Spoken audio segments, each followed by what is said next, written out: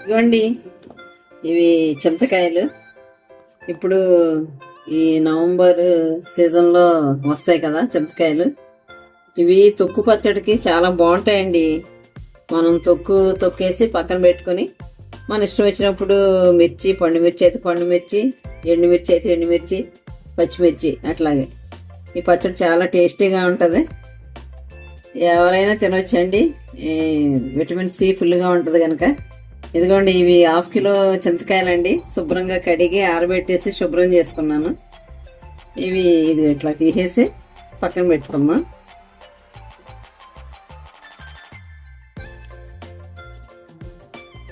చాలా ఆరోగ్యం అండి. బాగుంటాయి, మంచిది. ఎవరైనా ఇష్టంగా తింటారు. పులుపు అంటే అసలే వీళ్ళు చూస్తేనే మనకి నోరు ఊరిపోయింది కదా. నోట్లో వాటర్ వచ్చేస్తుంది. చాలా బాగుంటాయి. ఇలా శుభ్రం చేసుకొని పక్కన పెట్టుకుందాం. ఇవ్వండి చింతకాయలు 1/2 కిలో తీసుకున్నాం కదండి. ఈ శుభ్రంగా ఆరిపోయినాయి. ఈ తీగలు తీసి పక్కన పెట్టా. దీనికి ఒక 150 గ్రాములు కళ్ళుప్పు తీసుకున్నానండి. పసుపు. ఇవి దంచుకుందాం. రోలు బండ కుమ్మేద్దాం.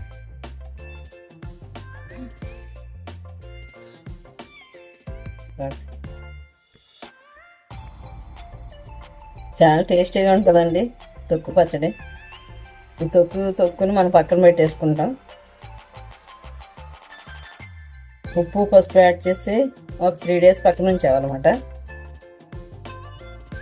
కాస్త కళ్ళు ఉప్పు యాడ్ చేసుకోవాలి.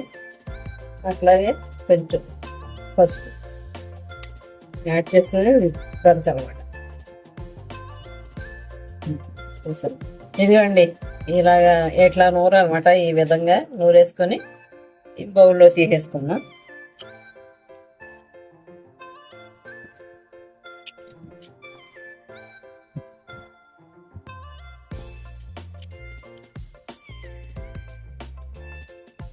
ఇదిగోండి, కరమే మళ్ళీ వేద్దాం.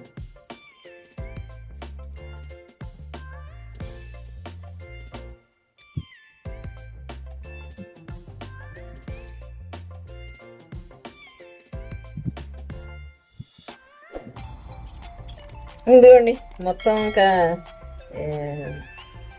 నూరేసి ఇక ఒక 3 days పక్కన పెట్టేవాలండి. ఇది 3 days ఊరుద్ది. అప్పుడు మళ్ళీ చూపిస్తాను. ఓకే అండి, తీసేసి మూత పెట్టేద్దాం.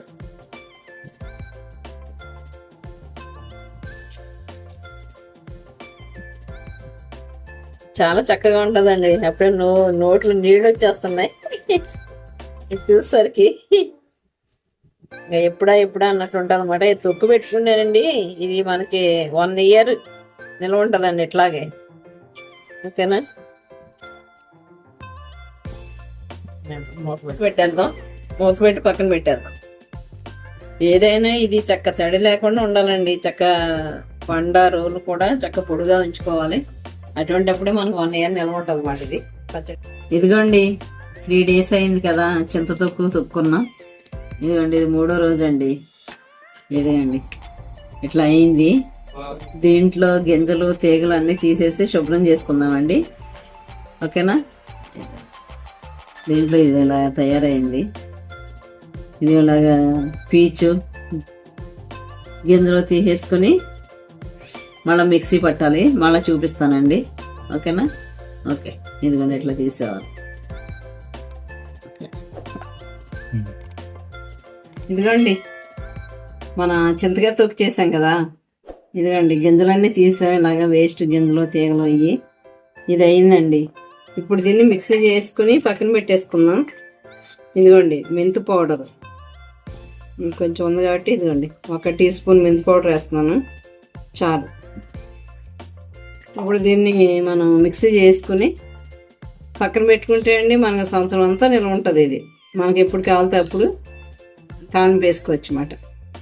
ఓకేనా, మిక్సీ చేసి తాలింపు వేసేద్దాం. ఓకే, ఇలా మిక్సీలో వేసుకున్నాను.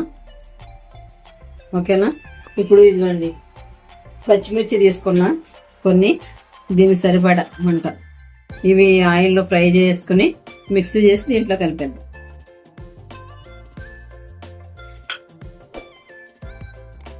ఈ చిట్పట అనే వరకు ఫ్రై చేశారు.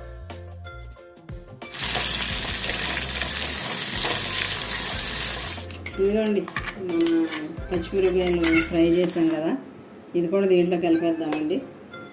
కలిపేసి తాలింపు వేసుకోవడమేనండి, అంతే. చింతకాయ తొక్కు పచ్చడి రెడీ. ఓకేనా?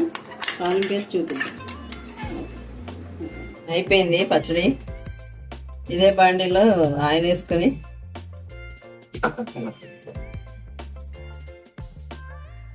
తాలింపు వేసుకుందామండి. పచ్చెనపప్పు, 2 ఎండుమిర్చి, కొంచెం జీలకర్ర, కరివేపాకు వేద్దామండి. ఇదిగోండి కొంచెం ఇంగి వేద్దాం. పచ్చళ్ళలో రోటి పచ్చడి అయినా, రోటి పచ్చళ్ళు అండి ఇంగి వేస్తే చాలా టేస్ట్ వస్తుందండి, మంచి స్మెల్ వస్తుంది. ఏంటండి ఇంగువ చాలా మంచిగా పనిచేస్తుంది అంటారు. పప్పు చారులో కానీ తాలింపుల్లో, పచ్చడి తాలింపుల్లో కానీ వేస్తే చాలా మంచిది, వేసుకోవాలి. ఓకేనా? ఇదిగోండి ఫ్రెండ్స్, ఎంతో రుచిగా ఉండే చింతకాయ తొక్కు పచ్చడి అండి రెడీ అయిపోయింది. ఫ్రెండ్స్ ఒకసారి మీరు కూడా ఇలా ట్రై చేయండి, చాలా టేస్టీగా చాలా బాగుంటుంది. మనం తాలింపు పెట్టుకోకుండా 1 ఇయర్ నిల్వ ఉంచుకోవచ్చండి, చాలా టేస్టీగా ఉంటుంది. ఫ్రెండ్స్ నూరు ఊరిపోతుంది కదా, అందరం ఇలా ట్రై చేద్దామండి. తప్పకుండా ట్రై చేయండి ఫ్రెండ్స్. మరిన్ని వీడియోల కోసం నా ఛానల్ తప్పకుండా సబ్స్క్రైబ్ చేయండి, లైక్ చేయండి, షేర్ చేయండి. Okay, thank you for watching.